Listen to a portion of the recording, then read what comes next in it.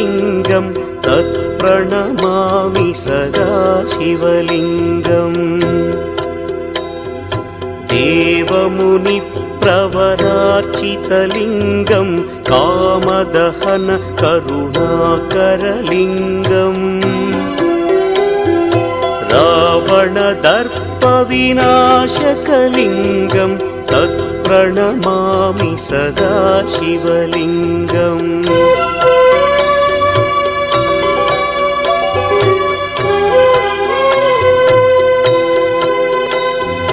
सर्वसुगन्धसुलेपितलिङ्गं बुद्धिविवर्धनकारणलिङ्गं सिद्धसुरासुरवन्दितलिङ्गं तत्प्रणमामि सदा शिवलिङ्गं।